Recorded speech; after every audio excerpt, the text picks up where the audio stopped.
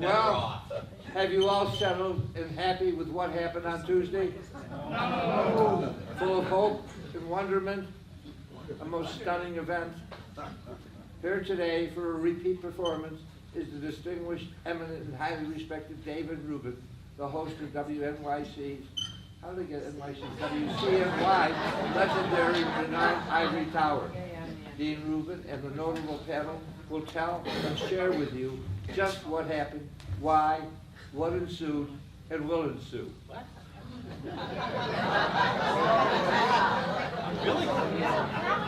All offering their extensive insight, in-depth analysis filled with intensive profundity and perceptions. What he said. David Rubin is the Dean Emeritus and Professor at Syracuse University's outstanding S.I. Newhouse School of Communication, who is retiring to a much warmer spot down there in South Carolina, soon in our host and moderator. Today's Ivory Tower, anointed and renowned mavens and panelists are Christy Anderson, Professor of Political Science at Syracuse University's Maxwell School, Holly Ryan, Associate Professor of History at Lemoyne. Where's Robert Spitzer? Not here. No show. No, he was never going to be. Oh, okay. Robert Green, History of Humanities, Professor at Casanova College, and Lisa Dolick, Senior Vice President, University Secretary, and Professor of Law at Syracuse University. Please, a wholehearted and welcoming to our host and panelists.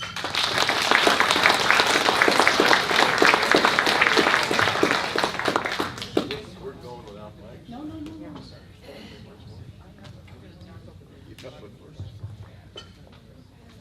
Good morning. Is this working? Yes. Okay. Louis, thank you very much for that introduction. It's far too generous. The Ivory Tower as a show works not because of me, it works because of the panelists that we have and the things they have to say and the chemistry amongst us. I'm really going to miss working with them. I can't decide whether I wish I was moderating shows that will discuss the Trump administration, or whether I'm really happy not to have to think about it at all, and leave it to our next moderator and these panelists. And my conclusion is basically I'm happy not to have to think about it at all. So we're going to go down to South Carolina and get into a hole and stay there. We're going to address a few subjects of particular interest to us on the panel in relation to the election.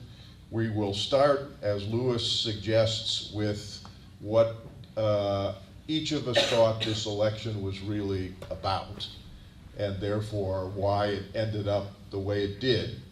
We're going to go till about 11:30 when a couple of us need to leave, so we know this is an audience that always has a lot of good questions. So panelists, we should leave lots of time for our questioners. And before I give the mic to Lisa, let me just say I know lots of you are Ivory Tower viewers and have been over the years. We really appreciate the fact that you've helped build the show for 14 and a half years into what it is, the most highly rated show, local show in Central New York. And if you've never seen Ivory Tower, please watch. We will be on tomorrow night with a special hour show discussing more about the election. And having said that, here's my colleague Lisa to kick it off. Thank you very much, David. I'm glad to be here. Yeah, we taped the Friday night show last night, so we already know a little bit about what each other's going to say, probably today in response to these questions. With regard to what the election was about, having continued to think about this, I think that when you look at what we know about the polls, what we know about the dollars spent by the two campaigns, what we know about the advertising by the two campaigns, what we know about the ground game of the two campaigns, what we know about the debates and how those went, that you are led inexorably to the conclusion that what this campaign was about was that candidates matter and that the Democratic Party ran the wrong candidate. Hillary Clinton was very, very unpopular, or is very unpopular as of the election. We clearly have learned, based on what we know about who voted, she did not fit the politics of 2016. She was, for example, pro-trade, even as she, protested to the contrary recently. She was in bed with the big banks. She was, popular among the very elites, and that turned out to not be the right candidate for the Democratic Party in 2016. I could disagree a little bit with Lisa, but I won't right now anyway, because I think that the explanation for what happened is there are multiple explanations. There is no, and I think she would probably agree with me too, or we would all agree that it's not just about the candidates, it's not just about the parties. If Bob Spitzer were here, he would say it's a lot about parties. People voted with their party identification for the most part. 90% of Republicans voted for Trump and 90% of Democrats voted for Clinton. What I want to mention, at least right up front, is that this election was also a lot about race and a lot about the backlash, if you will, or white lash, as some people are calling it, from working class, non-college educated white people, men in particular.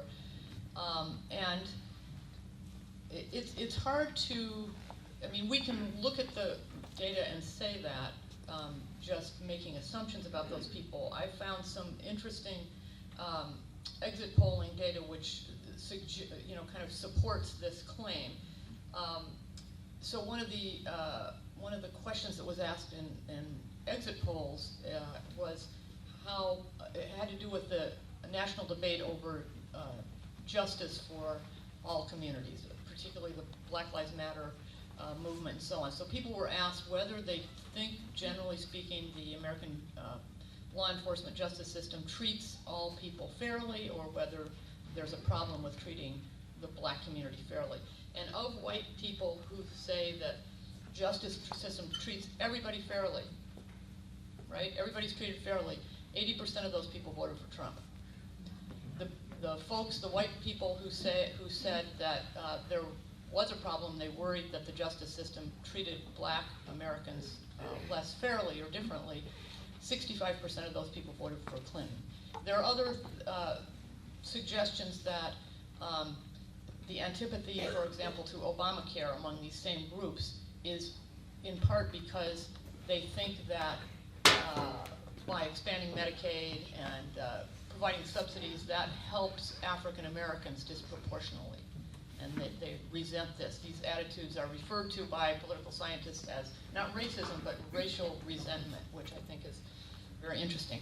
And I would just say, and this is kind of channeling Tim Burns, who is also not here, that we need to remember that Donald Trump began his rise to public office, his kind of not just being a businessman, but trying to be a part of the civic debate, by nourishing and popularizing the birther claim, the idea that Barack Obama, the first African-American president, was illegitimate because of his otherness, that he wasn't born in the United States. And I would leave you with that point. First, and apropos of nothing that David asked already, just let me take a moment to, because of what tomorrow is, to thank all the veterans in the audience for your service.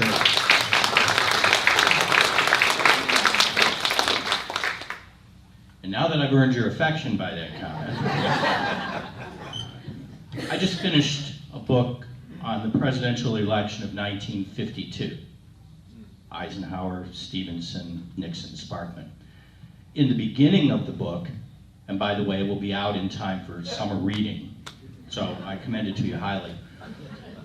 I said that even now, we don't know why Eisenhower won in 1952. We can look at all the data, we can make suppositions, but nobody really knows exactly exactly why, because there is no one reason why any person wins a federal election.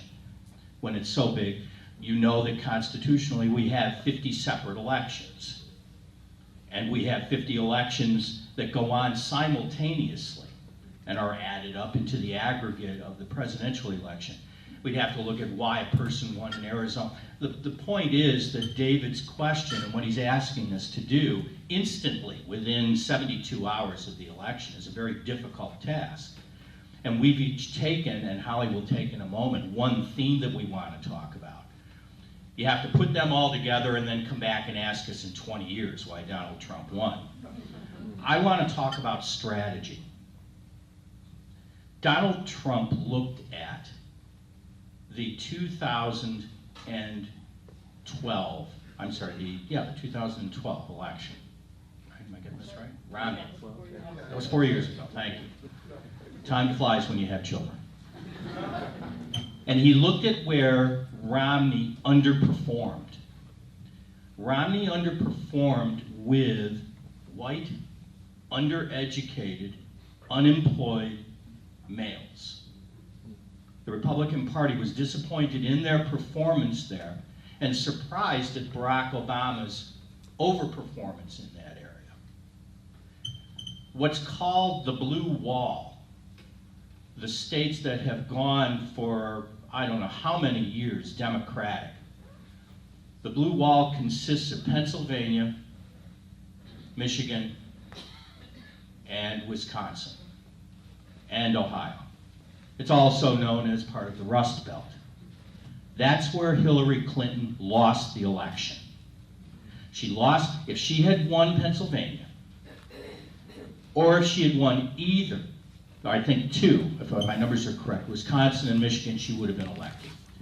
She lost them all by an aggregate of just about 1% of the vote, so it was very close.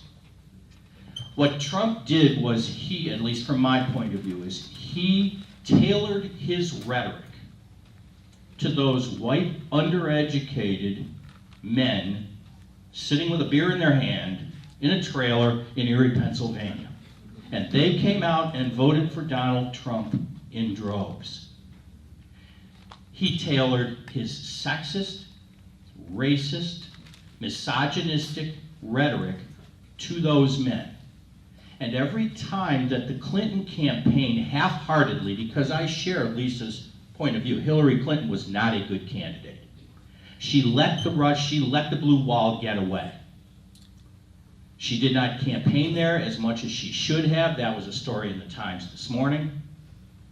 She did not put as much money in there as people thought that she was going to put in. She let the blue wall get away. But Trump, every time that someone tried to knock him off of his game plan, this is why he was talking about women the way that he was. This is the why that he had the rhetoric again, because those were the men that he wanted to get, and those men gave Donald Trump the election.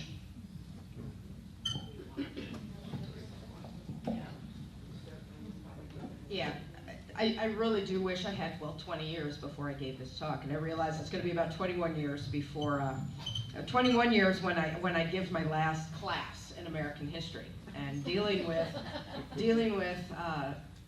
Donald Trump and this election. I told my students yesterday, I said, you are living history. We talked about a few elections already, and I said, you are, in fact, right now living history. What exactly this means, come back to me in about 21 years. That'd be great.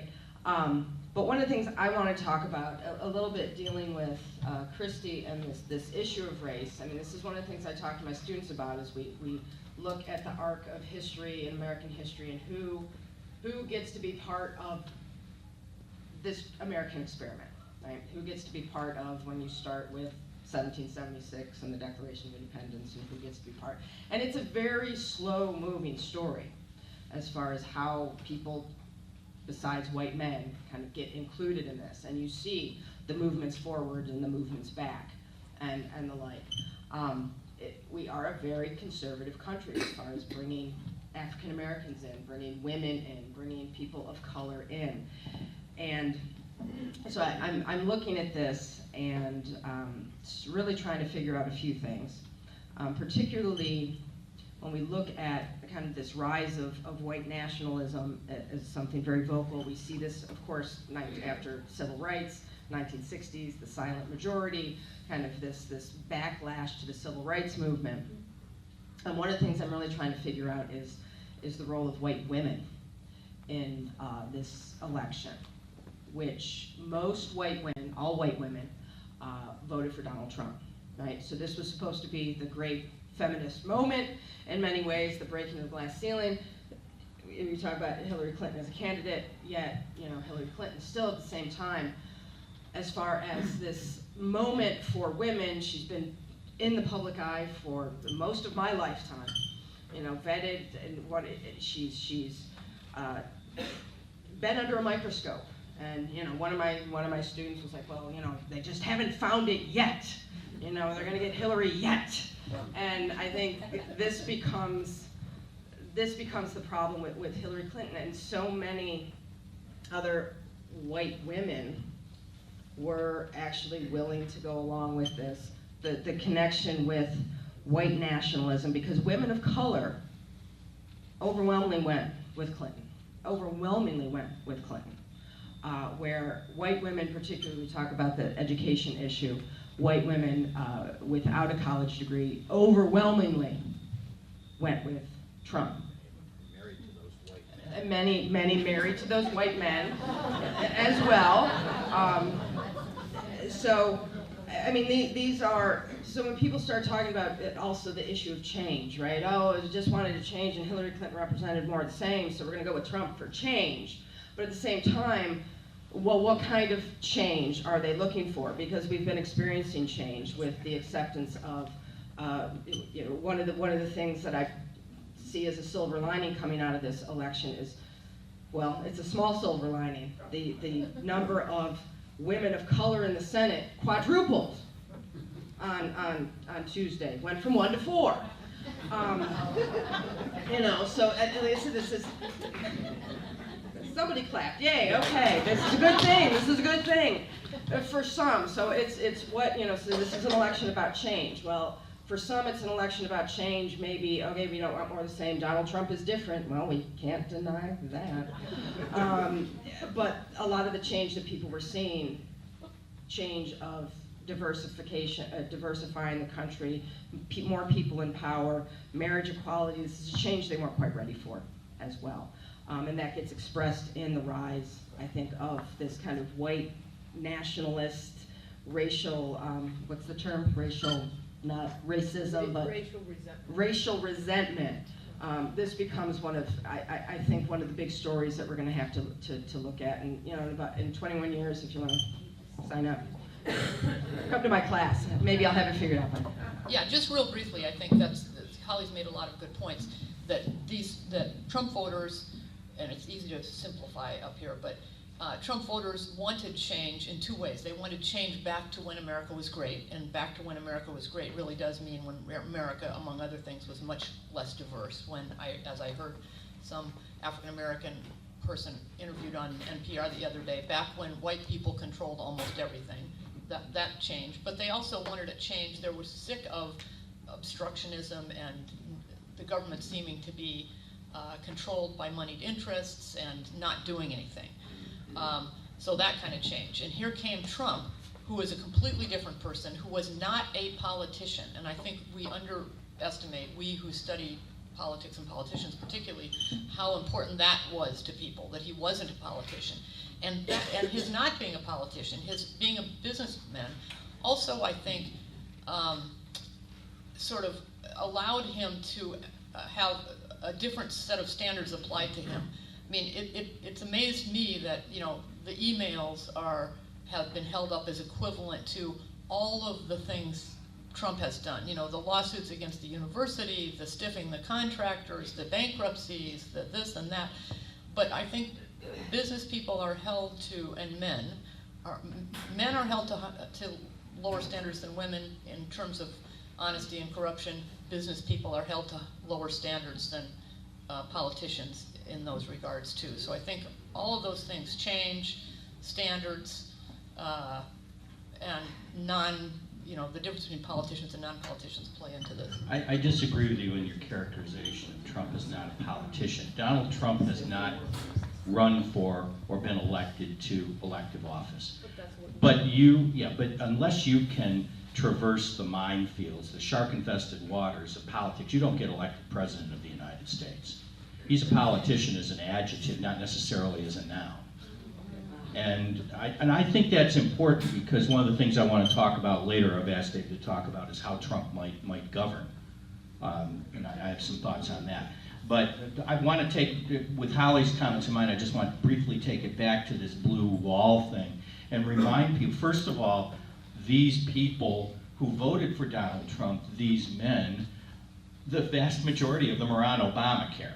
So we're going to see what happens when that hits the fan. And the second is that these unemployed, largely undereducated men voted for a billionaire.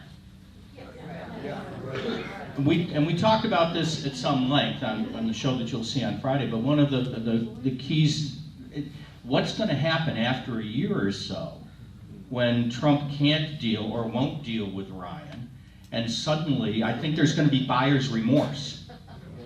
I think that a lot of these people, the people who formed the core vote for Donald Trump, are going to see that he can't or won't advance what he said during the campaign, and then he'll find he's a politician because he's not going to keep his promises.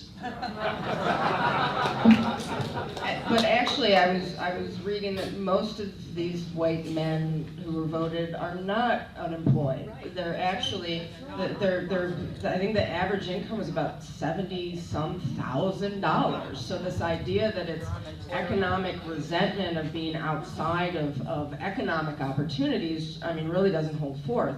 I'm really grateful I'm not going to Thanksgiving with my in-laws, because this is, I just really ticked off my wife's uncle, because he was one of those. I mean, he has a very good job, but it's part of this, I think, so we're not looking at economic resentment, so if we're looking at some of this racial resentment again, because they're not outside, and you see these people saying, well, we're out of power, and we don't have financial stability. It's like, well, actually, yeah, most of you do. So I'm not sure if this idea of the Great Unemployed holds up. We're going to have to see, because again, I haven't seen all the numbers, but I do remember reading that one. But there's a dimension, I disagree that there isn't economic resentment, and this is all about racial resentment. I think it's very overly simplistic to go there. I think, I agree with you that a lot of the white men and women who voted for Trump are employed, and therefore not on Obamacare, they're on employer health insurance. But what they see, and I'm not defending this, I'm just articulating what I believe people see, it goes back to the 47% comment that Romney made. People feel like they work very hard, they don't get ahead, and that they are supporting a large number of people of all races, most of whom are actually white, who are on various forms of government assistance, and they feel like they can't, that's not sustainable. It's not sustainable from a Social Security standpoint, from a Medicare standpoint, from any other kind of government benefit standpoint. And they're right about that, that it's not sustainable. So you can have that kind of economic resentment, which is, I'm killing myself, working 70 hours a week, getting nowhere, and I look around and I see a lot of people who are on the dole. You're absolutely correct. I was trying to articulate image or a view. You know Western Pennsylvania better than any of us. Is that characterization correct? I mean, on the show I said Erie County.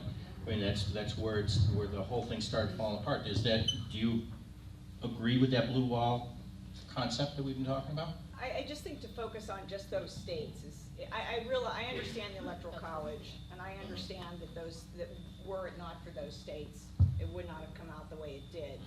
But I just think to focus too much on that ignores the whole rest of the country, ignores all the wealthy white men and wealthy men and women of other races and ethnicities who voted for Trump in Virginia, and who voted for Trump in Nevada, and who voted for Trump in California, and and I just think that that's, Yeah, and I think that's a good point. The racial resentment versus economic uncertainty, I think they can be reconciled. The economic uncertainty, according to the data, is not, isn't among people who don't have jobs, or it is more, they do have jobs and they see other people not working as hard or being supported. They also, I think, worry about their children because the kinds of jobs that they may still have or did have are leaving. That's something that Trump has clearly spoken to. As for the rich white men and women who voted for him, I mean, they're voting for another part of him in a sense, a part that he didn't emphasize to the folks in Erie, Pennsylvania. That is that he's going to cut taxes on the wealthy. And he got a lot of traditional Republican votes, in part because he was a Republican and people stick to their party, and in part because those people see that he will benefit, his policies will benefit them. But I do think that I don't mean to say that the racial resentments are everything or they explain it, but remember that one of the things that was interesting to me about Trump is that he spoke to the the worries and the uncertainties of these folks, these people in the blue wall states and elsewhere. But he had a very simple, rather than have a whole lot of policy, and Clinton tried to speak to them, talking about health care and tax credits and retraining and so forth and so on. He didn't do any of that. He basically said, look, you're in trouble. Things are terrible. And here's the cause of that problem is immigrants and less obviously black people who are taking your jobs away, immigrants who are taking your jobs away, and trade agreements. So I'm going to stop all that. I'm going to build a wall. I'm going to rip up the trade agreements and you'll be fine. And that simple kind of very easy to understand story speaks to their economic woes, but also has this racial component as well. Point's well taken. The market was up yesterday. The market's up today, and it's probably going to be up through to the end of the week at least. I mean, this feeling that there's going to be some sort of economic cataclysm if Donald Trump was elected was a concoction of the Clinton campaign, and it just doesn't hold water. And I also agree. I mean, I'm focusing on one issue that I find of interest. I'm not saying it is the issue. I mean, there's another thing we look at when we talk about wealthy people voting for Trump. I mean, it's particularly in Wisconsin, they're saying out of so many people who voted maybe Republican, maybe change, they didn't necessarily vote, they didn't like Trump, so they're voting for something different besides necessarily that candidate, because when, Lisa talks again about the candidates matter, a lot of Republicans did not like Trump. they did not like her more. Well, they didn't like her more, okay. But at the same time, I mean, really, again, with Bob Spitzer here, right, kind of this whole idea of voting for party as well. So no, they didn't like her, but looking at him as well was also a pretty poor candidate. So I think a lot of Republicans weren't necessarily voting candidate as much as voting for either, like I said, this idea change or just party affiliation. Yeah, I think if you take Lisa's... That's enough. What? I haven't said anything. Does David want to move on, or David want to talk? I actually want to say something.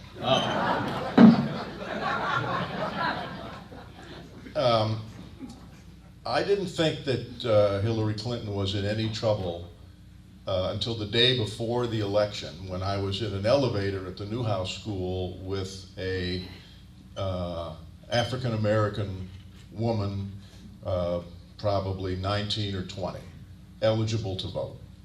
And I said to her, as I've been saying to all my students for a long time, well, are you going to vote? Or did you vote? Because a lot of them voted absentee. And she said, no, I'm not going to vote. And I looked at her and I said, you're not going to vote? Why aren't you going to vote? And she said, I don't like either of these candidates. I don't see either of them representing me, and so I'm not going to vote. And I said, wow, you know, this is your future more than mine. I think you ought to vote. And no interest at all. So then a light bulb went off in my head, you know, hey, you know, she could be in trouble. So I want to say just a couple things. First, I agree with Lisa in the sense that Trump didn't win this election. Hillary Clinton lost this election. And she lost for a lot of reasons that my fellow panelists have indicated. You can't be in public life for 25 years and not have accumulated a lot of reasons, good or bad, true or false, why people don't like you. And Trump has not been in public life for 25 years except as a bombastic real estate agent. And so people don't think about him that way. So she had her 25 years of baggage. She never had Arkansas roots, only her husband did. She's always really been more of an elitist. And her coziness with Wall Street, her lack of a record as United States Senator in dealing with Wall Street's issues, Justice Schumer has no record on that, and we know why. That didn't help her. She's not a good campaigner. She doesn't make good speeches.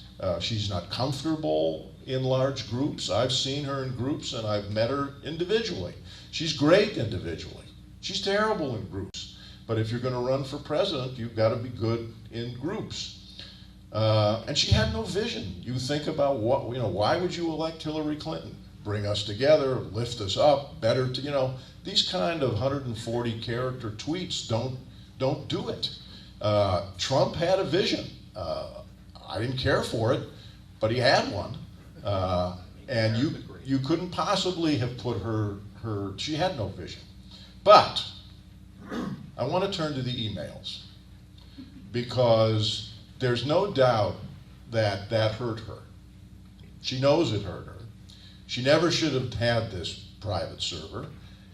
And in my view, the FBI director did a grave disservice to her and the electoral process by his insertion of the FBI into this entire process beginning in July. Now, having said that, the central element about these emails, in my view, has not been discussed at all. And I think it helps her position, except it's now too late. And that's the following. So often in this country, we have big arguments about issues, but we never actually get to the heart of the issue. We talk about peripheral things. What do you think was in these emails? What was the content of the emails? She's getting beat up by the fact that she distributed to others classified information, and that somehow this jeopardizes national security. All right. I don't believe that for 1 second. And the reason that I don't believe it is I study this and I teach this, and I have seen what our government classifies as secret. And 99.9% of it bears not at all on the real national security of this country. It is meant to cover up embarrassments that our government goes through. It's mainly bureaucratic in that the people who make the decisions as to what is classified are worried about their own careers. And it's a lot safer to classify than not to classify. You're never going to get fired if you do classify something, but you will get fired if you should have classified something and you didn't.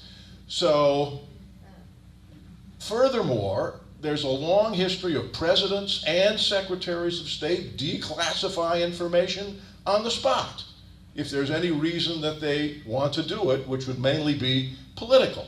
So if you think John Kerry hasn't been declassifying information that he knows from his negotiations, either with the Russians or the Iranians or whatever, he is. So she can't defend herself on these emails by saying, hey, You want to look at these emails, the ones that they're beating me up on, that I supposedly sent to various people that damage national security? Here, read them. That's what should have happened. And the president could have helped her. He can declassify anything, and nobody can say he can't. He's commander-in-chief.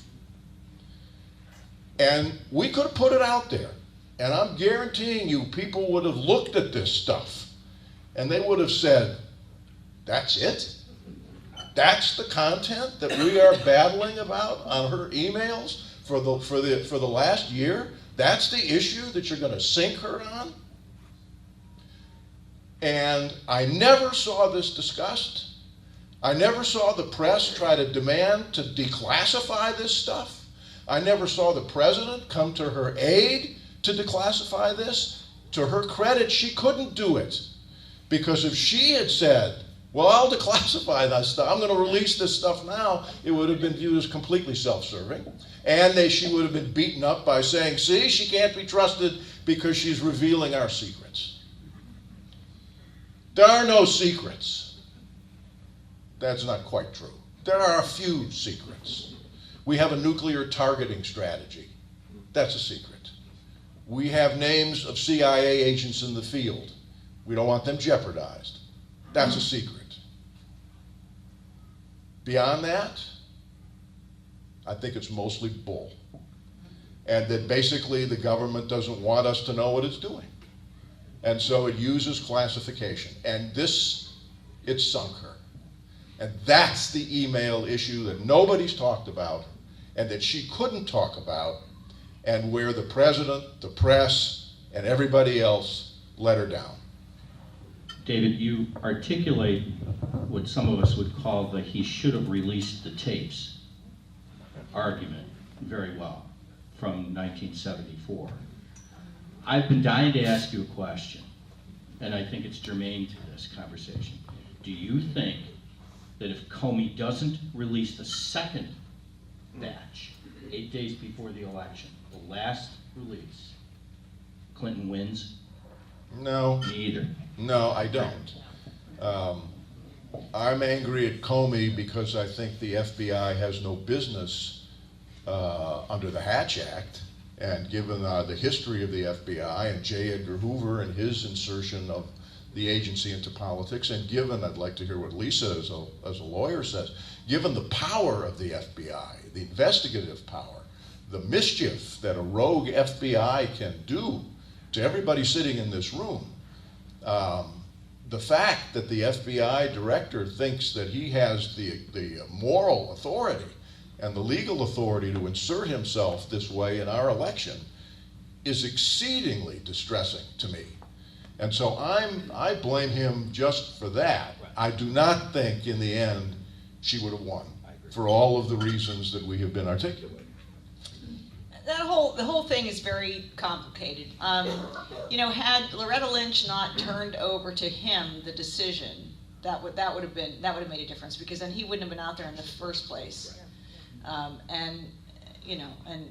Let's just not let go the shocking fact that she had that conversation with the husband of a person under investigation as the investigation culminated on her plane.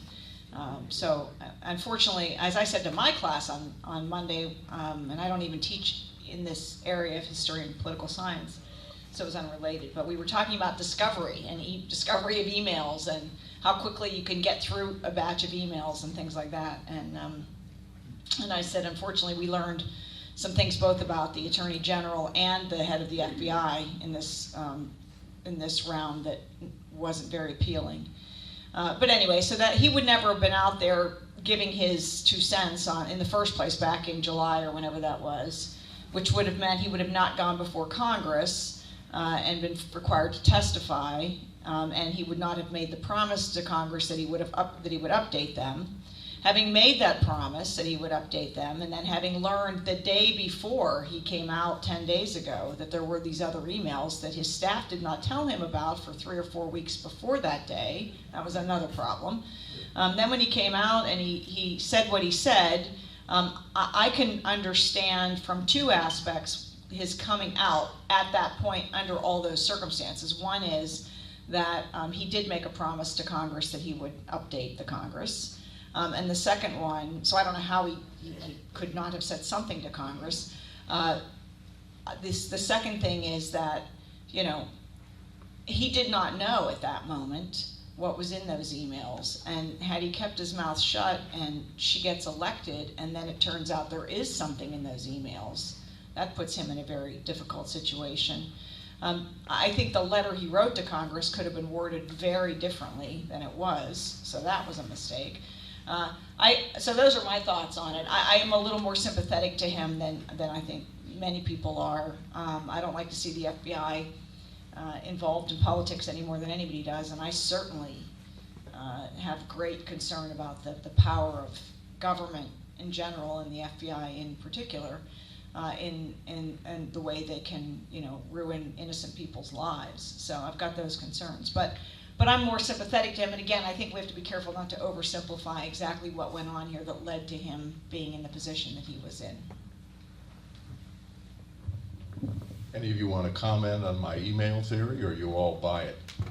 I buy large parts of it. I think that if we had been able, I buy large parts of it. I think that if we had been able to see the content of the emails, the earlier revelations, I think that it would have done less damage. But I think Lisa's argument is very compelling, that Comey never should have had this in his lap in the first place. And it's really important to remember that Obama's Attorney General was the one who set all of this in motion with her decision to give it to him. He never would have been, and I hadn't even thought this through, he never would have had to go to Capitol Hill, just like you say. And so, furthermore, the president should never have said, however long ago that was, 8 or 9 or 10 or 12 months ago, that basically that, you know, in his view there was no there there. I mean, he came out and sort of got ahead of things and said that there's nothing to see here, and that was not an appropriate role for a president. well, this gets to something that we've all hinted at, which is that Obama himself hurt Hillary Clinton with a number of cuts through this campaign. If he knew, he can read those emails. He's the commander-in-chief. So if he knew when he said there's no there, then he knew it because he read it. And he could have declassified it all on the spot in order to say, hey, this is a non-issue. We're talking about nothing. These are the emails. And I'm commander-in-chief. I read them. These don't do any damage to national security. Leave her alone. He could have done it. Two more things, though. The problem that Comey was in, and whoever was going to be forced to make this ultimate call was going to be in, what is the somewhat inconsistent treatment that the government has exhibited toward other people who have violated or have been in this space. And that was a problem, and that's always going to be a problem. You know, prosecutors deal with this all the time, right? This is, you know, you treated so-and-so, you know, private first class, you know, Joe Smith differently than you treated Hillary Clinton, so that was going to be a problem. I guess I don't disagree with you that there was nothing in the emails. The problem with the emails, though, was the whole optics around the server, the destruction of the various devices, you know, in ways that normal people don't behave. And I understand nobody's in the spotlight like she was, but people don't take hammers to their Blackberries and set fire to their hard drives and, so just the optics of what is it that she was trying to hide, and I think more of it was likely to be the kind of stuff we ultimately did see thanks to WikiLeaks from the DNC plotting against, I know these were from an earlier time, but it was kind of the sort of not illegal but not very flattering stuff, plotting against Bernie Sanders and, you know, giving Donna Brazile giving questions from CNN, you know, that kind of stuff. Just yeah, and I think that there's been so much of that in Hillary's career, and this is not an excuse, but I think it's an explanation that she knows that anything she does, how really innocent things, but certainly any things that look a little bit sketchy, are going to be jumped on and magnified and exaggerated and, you know, built into conspiracies by the, as she called it, 25 years ago, the vast right-wing conspiracy. I mean, and she's been proved correct. There has been a long you know, list of Hillary Clinton conspiracies. You guys were telling me about something yesterday about the Anthony Weiner emails, and this proved that there was a sex trafficking ring procuring little girls for Bill, and, you know, I mean, this stuff is kind of crazy. So I think that Hillary's reactions to all this are often far too defensive, that there are many instances in which if she'd come clean, apologized, explained, showed people things, she would have been better off. But that's water under the bridge. Yeah, I'm going to give you each another question in a second, but you have to separate the Clinton paranoia and how she behaves. That's a separate issue, and people had a right to vote on that, and they did vote on that, and it didn't help her. But she didn't deserve to be called someone jeopardizing national security. She never did. And that I think is really unfair. Now, what I want each of you to do here is pick a party, either the Republicans or the Democrats, and address how you think that party is now going to pick up the pieces that it has inherited, either because its candidate, Hillary Clinton, lost, and they don't control the House or the Senate, or the Republicans, because many of the Republicans, their candidate won, but he was never their candidate. And now he's their president, and they have to deal with him. So pick whichever of the parties you want and tell me what you think. And Holly, we'll go in reverse order. Dear Lord, okay. I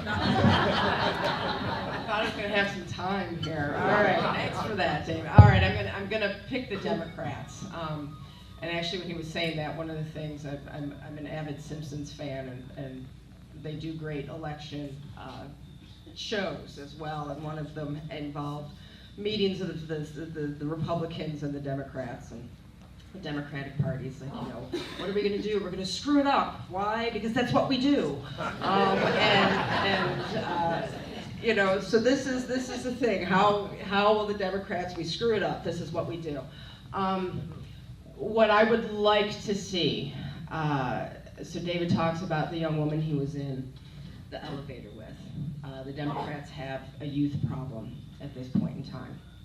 And the Democrats are going to have to deal with this youth problem of bringing in young people who are very excited, very involved, and who want to be involved. How do the Democrats then create a vision that's going to be one that's inclusive to them, particularly the growing diversity within the Democratic Party. Again, we look, those 4 women of color who are now in the Senate, right? They're all Democrats. Shocking.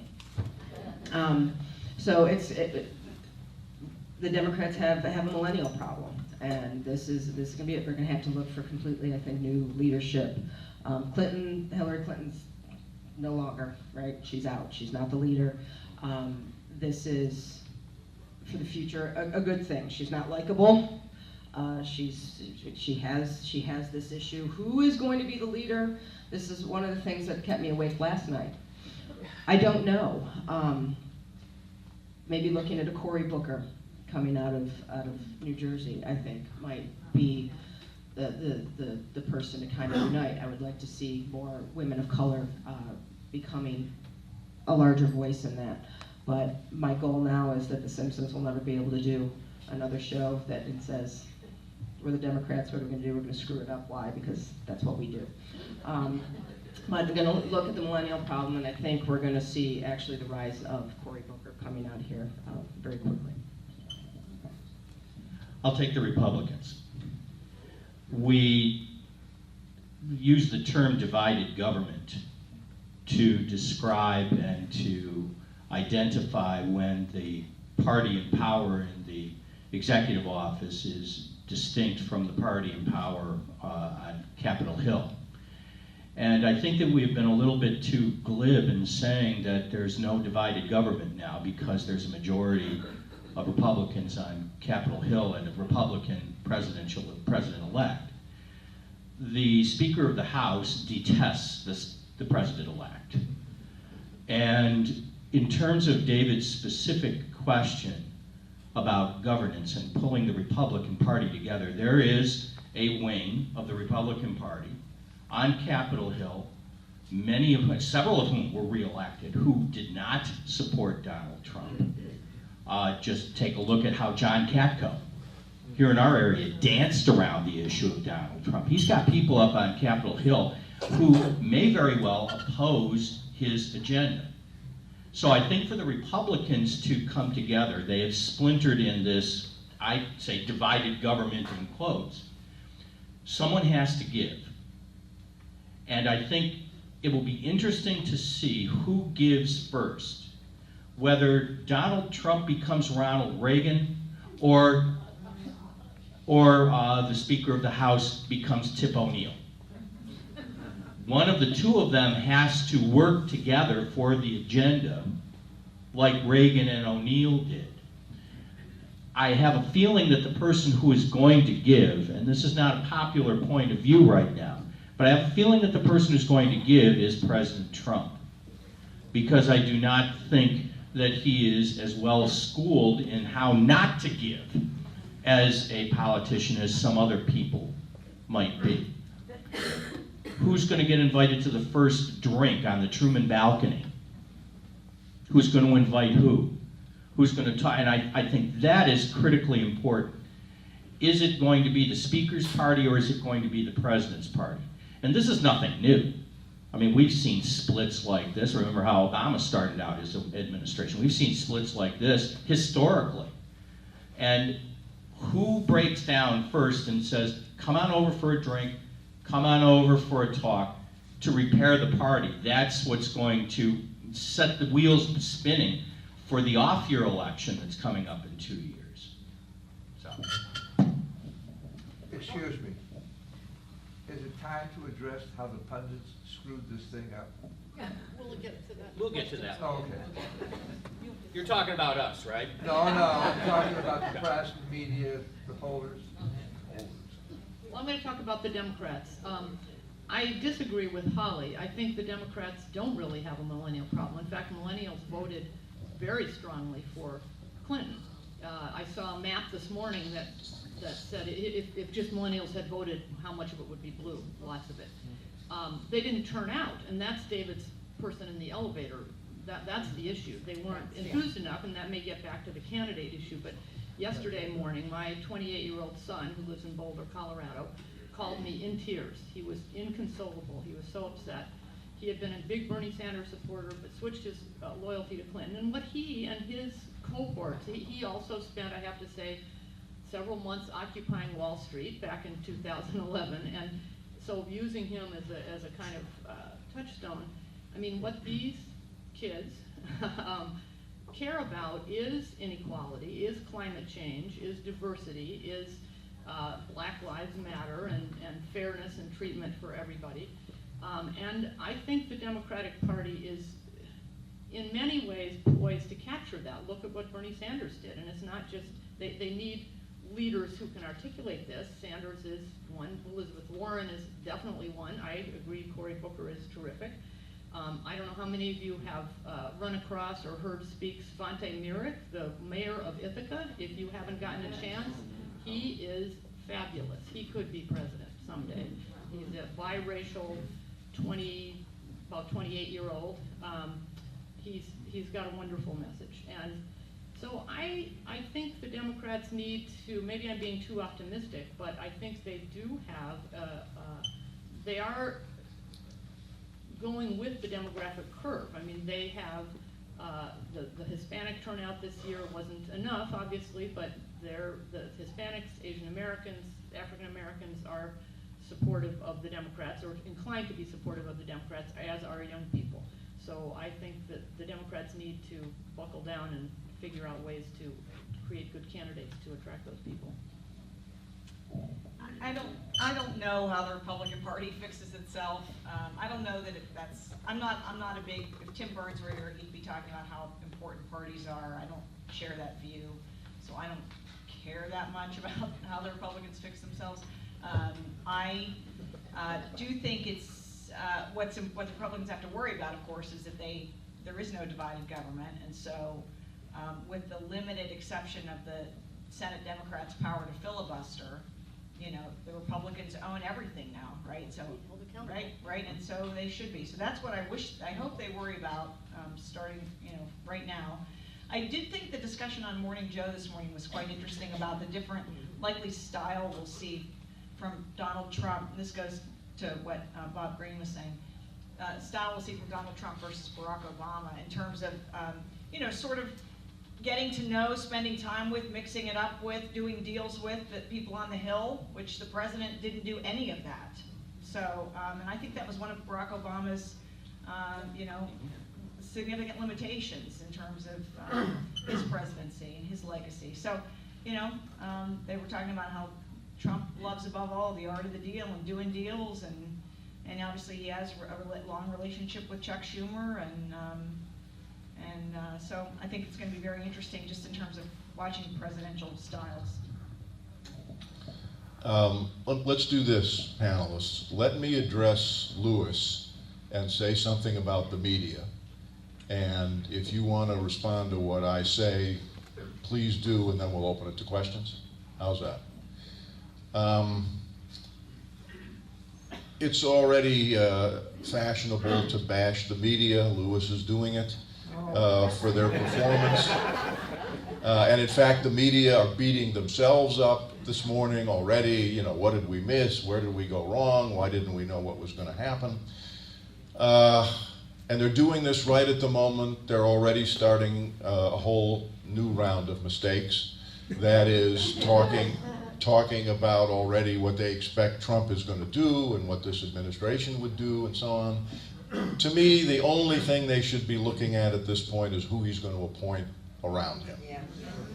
Otherwise, we know nothing about what this guy is going to do, and my guess is he knows nothing about what he's going to do, because I think he was more surprised than anybody when he woke up. So now that the press is off speculating about all this stuff, it's a complete waste of everyone's time. Don't read it. Let's just wait to see who the Secretary of Treasury, Secretary of State, Secretary of Defense, his national security advisor, then you'll start to know a little bit about this administration. Now, having said that, the whole purpose of a free press in this country is to create a marketplace of ideas based on which we can make the right decisions to govern ourselves. When that marketplace has in it the information that we need, the Founding Fathers believed we were smart enough that in the end, the truth would win the combat. Truth would out, we would recognize it, and by a majority, we would do what we need to do. All right. Did it work this time? Of course, we don't know until we can look back historically. Let me give you one example where we know it didn't work. Let's talk about the invasion of Iraq. People say, well, the marketplace really wasn't open because we didn't know that there weren't weapons of mass destruction. Some of that was written about. It should have been more in the marketplace. We did make a bad decision, but that really wasn't what was missing back then. What was missing is any discussion of the 1,300-year-old religious battle between Shiites and Sunnis and what our insertion in the Middle East would mean to unleash the Furies. And the reason it wasn't in the marketplace is that we don't know nothing about that. Our press, our government, our president, Cheney, the rest of them, not a clue. But now that we look back on it, we realize, wow, if we had known what we were stepping into, would we have actually done this? Would the public have supported it? Would Hillary Clinton have voted for it? My guess is no. But it wasn't in the marketplace. We made a really bad decision. And in my view, the worst foreign policy disaster since anything before World War II. So what about this time? Do you think you knew enough about these two candidates to make your decision? That's really what this is all about. In my view, what you didn't know was not the fault of the press. Donald Trump never released those tax returns. He should have. He didn't, so we don't know what's in them. We have no sense of Donald Trump's business dealings and where he has partners and who he owes money to or anything like that. So we're going to have a man in the White House who may be doing, talk about pay to play. We have no idea how his own business dealings are going to interact with being president. Is that the press's fault? No. When you look at what we do know about Trump, the press should be applauded. That is, they went to great efforts to figure out how he might have declared tax losses in order not to pay any taxes for the last 18 or so years. They investigated Trump University. The Washington Post dug up all his phony foundation stuff. And with Hillary, they didn't put as much out there in the record. I think they did a bad job covering her real performance as Secretary of State, her real record as a senator from New York. So I think I would criticize them there. But basically, I think it was the candidates themselves who made it very difficult to have a marketplace of ideas so that we could make the right decision. I think the press, by and large, did what they could do. I don't think that they should beat up on themselves. And I think we should all realize that the press these days is not like it was in the pre-internet era. And by the way, if I could wave a magic wand, I would take the internet and I would stuff it into the black hole of Silicon Valley from which it came, and I would not want to deal with it ever again. Because when it comes to the marketplace of ideas, the press is now fighting uphill against this torrent of falsities, lies, misinformation, nonsense that's out there. And we have a media illiterate public that doesn't know how to weigh the value of different websites. I have people sending me stuff from something called the Denver Guardian, and they're telling me to read it. And so I open it up. I fear I'm going to get infected by doing this, but I open it up and I read it. And there are stories that make your hair curl, if I had any, and they're on their face, nonsense. There's not a single source named in it. There's not a single document referenced in it. Nothing. And there's no such thing as the Denver Guardian. That's made up too. And they tell me, well, that's the newspaper in Denver. No, it's not. That's the Denver Post. So I write back to them. That's what we're up against. So, Lewis, I think the press has nothing for this election to be ashamed of. The fact that the pollsters got it wrong, Bob, if Spitzer was here, he'd explain it. A lot of methodological reasons. Maybe we shouldn't pay so much attention to it. I'm kind of glad that the bloom is off that rose. I've heard enough from Nate Silver and the rest of those people. So that's my perspective on the media. Does any of you want to weigh in on it? I'd rather hear their You want to hear their questions? Fine. We're going to turn it over to you. Yes, sir. And we will repeat the question so that everybody hears it. I have a very pivotal question that would enlighten us all to know the answer to. But I think it's necessary to take 30 seconds to explain You'll get 30 and no more. why I voted the way I did as an average citizen, okay? My conscience would not allow me to vote for a sociopath whose ego is bigger than his brain. Or for a liar and a manipulator that's been in office 30 years and has simply enriched herself and was a lousy Secretary of State. We don't have time to get into that. That's the answer. I didn't want to burden my karma, so I voted for the Green Party and threw my vote away. Now, the question is this. With the Congress having given their power away over the period of the last 50 years to the president to protect their own behinds so that they could be reelected and so forth, citing one instance, the Gulf of Tonkin and Johnson. And Johnson and Nixon and Bush was the lousiest president we ever had. He wasn't qualified in any way. And this is the reason why this Iraq situation Okay, so, and your question So is? the question is, right. You're impatient. So the I am impatient. Your question is? With the power that's been given away by Congress, are we going to have enough reign over the presidency by Congress for us not to have this egocentric embroil us in many other wars? All right, so the question is, are the countervailing institutions in American society, not just the Congress, but the courts also, the regulatory, the bureaucracy, are they enough to contain Donald Trump? Before I answer your question, I want to take strong issue with something that you said. You did not throw your vote away.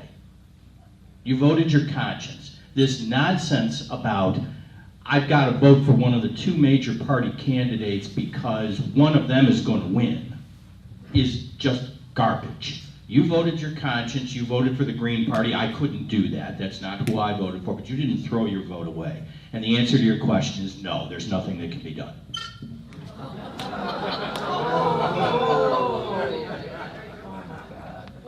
None. Doesn't any of you want to respond to that? I hope so. Well, I'm pretty pessimistic about something can be done by Congress. I agree with that, not only because Congress has, or the president has taken, the Congress has given whatever, more and more power to the presidency, but because the Congress is Republicans. And I think that there are a lot of Republicans who have no use for Donald Trump, but they mostly supported him. There were very few of them. John Kasich is one who did stand up to him, but others went along with him, and what are they going to do now? I'm not sure. I do put a lot of faith in the courts, and one of the things I'm really concerned about, well, two things. One is reproductive rights. The other one is this vote suppression. The whole notion of passing legislation to make it more difficult to vote, to have to give voter IDs, to cut back early voting, which Republican legislators in various states have done. But those things have been struck down. Both more restrictive abortion controlling laws and more restrictive voting laws have been repeatedly struck down by Republican-appointed federal court judges. So I think the courts are important. I think the regulatory system also probably. And one of the things that I was having a conversation with somebody about is that, I guess I was listening to somebody on the radio saying that Trump, when he appoints people, like to his staff, doesn't care about credentials, just cares about loyalty. That kind of made me think, okay, he's going to appoint people like, we were talking last night, Rudy Giuliani as the Attorney General, but somebody maybe not even from any from politics as the head of the Commerce Department or whatever. If those people don't have political or governmental experience, then it may well be that the career bureaucrats will have more power. That would be a good thing in my view. One last point on this. I'll give you something to really worry about. Where presidents can do the most mischief is use of force. I mean, he's going to have control of the military for foreign adventure, and he'll have control over calling out National Guards if there is disruption internally. So I think the countervailing institution that is most important is going to be the military. The Joint Chiefs of Staff and the military, the Secretary of Defense, and that group. What will they do when and if Trump orders them to do something that they know does damage the national security? I'm not talking about emails now. That does damage the national security and that threatens the lives of everybody in this room. What will the military do? That keeps me up at night. It's interesting, we asked the same questions about George W. Bush. So here's a scenario for you. What if 3.5 months from now, under President Trump, 3 planes leave Boston Airport, aim for a building in Manhattan, and strike it with passengers aboard? What happens if there's a Pearl Harbor? What happens if there is a crisis? And I agree wholeheartedly with David, because I see Trump as a president in the Harding Coolidge Hoover mold who is going to give free rein practically to his advisors And so it's not what would President Trump do in that moment. It's what Secretary of Defense Cheney would do, okay?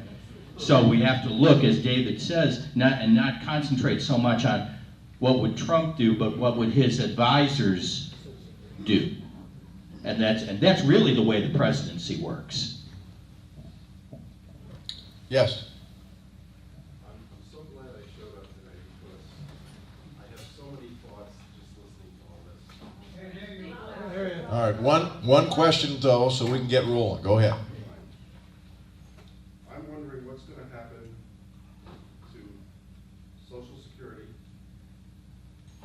healthcare for the aging Americans, and reducing the deficit. What do you think is going to happen? All right, the three parts: Social Security, Medicare, and the deficit. Trump has said he's not interested in any of that. So if he keeps his word, nothing will happen. I mean, we'll just keep on keeping on the way we are, and we'll end up at the end in a worse place than we are now. But this goes to the sort of struggle that will exist between Paul Ryan and Donald Trump. But he said he doesn't care. He doesn't care about the deficit. He doesn't care. He's not interested in doing anything to save Social Security or Medicare. What she said. Okay. Anything else? Yes, ma'am. I've only heard it mentioned once, and that is the quality of our environment.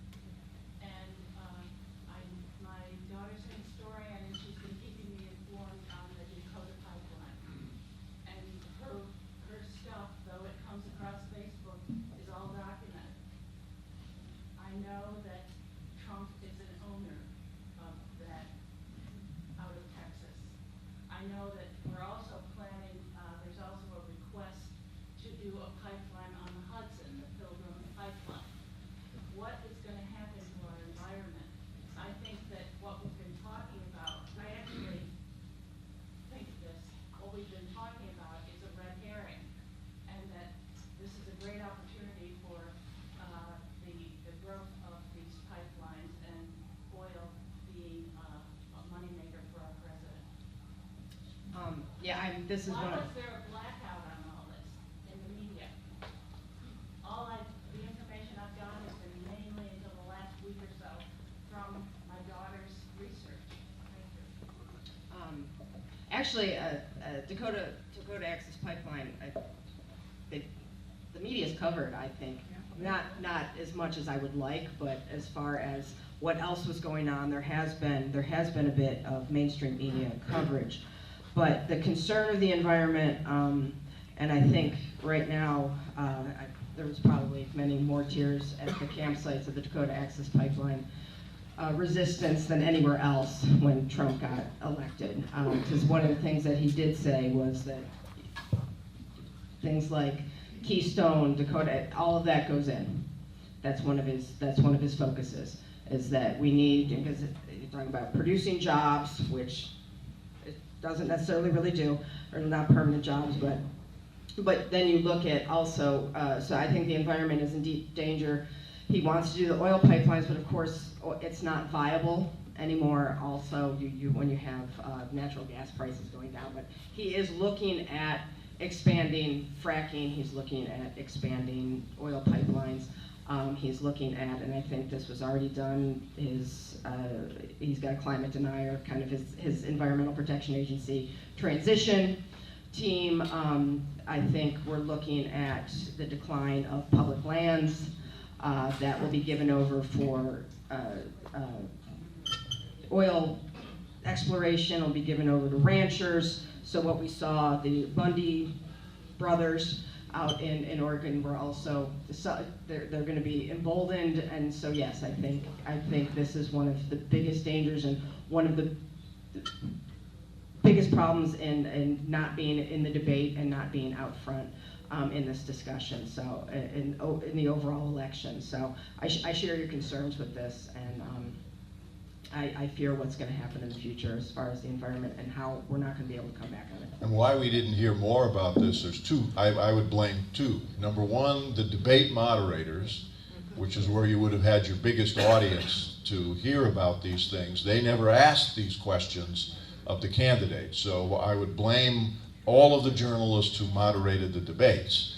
Second, though, I would blame the candidates. They chose not to address the climate change question. I wouldn't have expected, really, that Trump would, but that's my bias. But why Hillary Clinton would not have made the environment a central part of her campaign and her vision and everything else goes to the issue of why she was such a poor candidate. Yeah. So, you know, there's blame on both sides. Yeah, definitely. She spoke to it to a certain extent, but that was one of the things. I mean, making a statement on the Dakota Access Pipeline, you want to get some of those millennials in there to increase that. Making a statement, or any kind of a strong statement on that would have really made a difference in that. Yes, sir. Oh, last night I looked on TV and I saw people demonstrating against this Trump. For every action, there's a reaction. And after all the ramifications of a Trump presidency, what's going to happen politically and domestically? I presume it'll be a resurgence of the environmental groups, for example, as an anti, and then maybe the Democrats will be less, you know, corporate oriented. Maybe that'll be a result. Let me just repeat that. So the question is, what pushback to a Trump administration should we expect from the groups that are opposed to his policies? My son lives in Hoboken and works in Manhattan, and he went through the area last night where there was the Never Trump, or whatever they were calling it, protest. And he described it, and he's a fairly reserved gentleman, as one big party. And it was not, in his view, a protest at all, as much as it reminded him of New Year's Eve. In terms of protest, there would have been, I submit to you, the same type of crowd gathering had Hillary Clinton won the election. This is a thoroughly natural outgrowth. It was a very, very close election. We haven't really talked about how close it was. And so the people and the fact that Hillary Clinton won the popular vote. The supporters of the losing candidate are going to be more vociferous in that kind of a milieu than they are in a blowout, where they're going to want to go and hide under a rock because McGovern lost, because Goldwater lost, or Dole, or whatever. This was very close, and people's emotions were actually, you know, carved raw during this. But in terms of a 60s style protest or a Occupy Wall Street type protest, I don't see any of that happening here. I think my prediction is that whatever is going on down in New York or in Chicago or in DC, that's going to float away fairly quickly.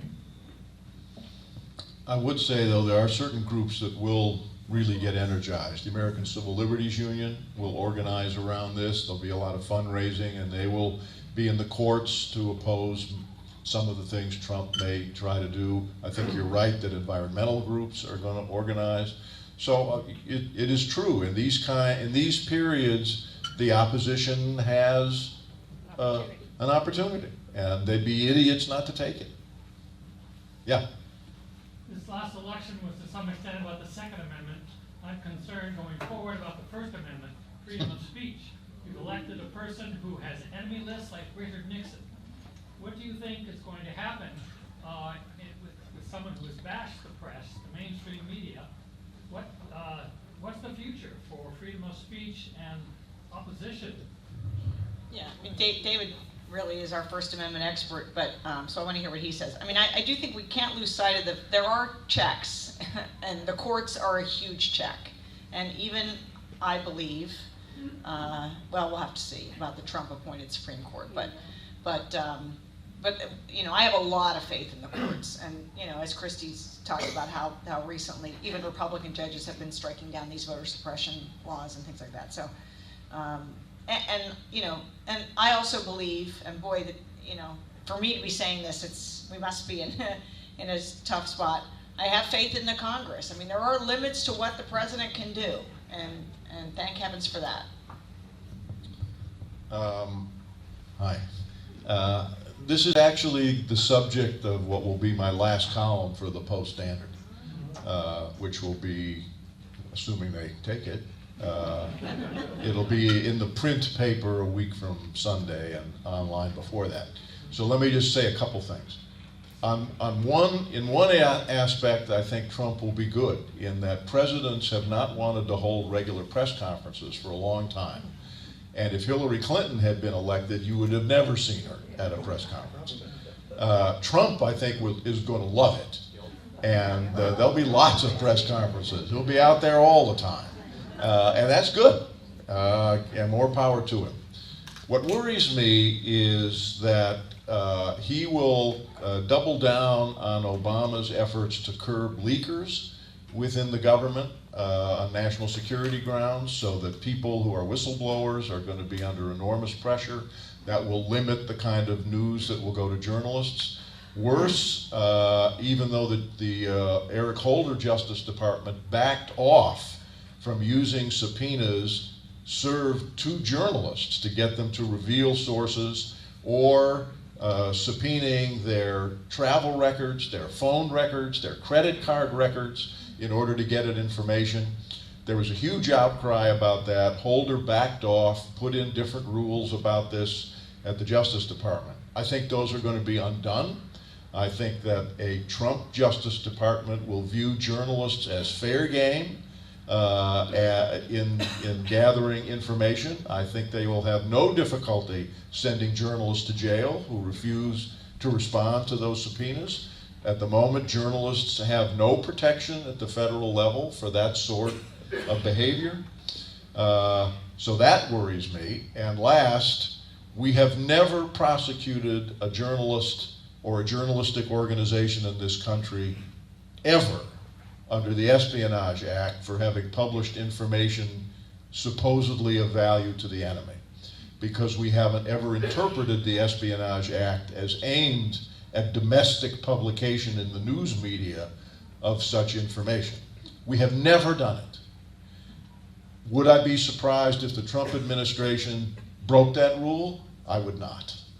And that will be a very serious attack on the press. One last question before I have comment. Yes, ma'am. Wondered, I'm sure this answer has been published, but I'm not aware of it.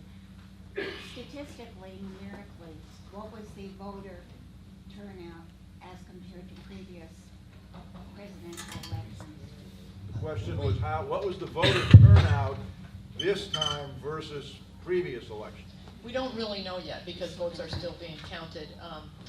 My sense is, and what I believe, is that it was lower than 2012. It certainly was lower in some groups. African American male turnout in particular was lower. Millennial turnout or young people turnout is always low, but my bet will be that 2008 was modestly higher than it has been for a while. 2012 went down a little bit. I think 2016 will have gone down even more. Now, that said, there were a lot of Trump supporters who perhaps don't usually vote who did come out, but I don't think it was particularly a high turnout election. Thank you for your outstanding, super, very worthwhile, very insightful information sharing. Thank you.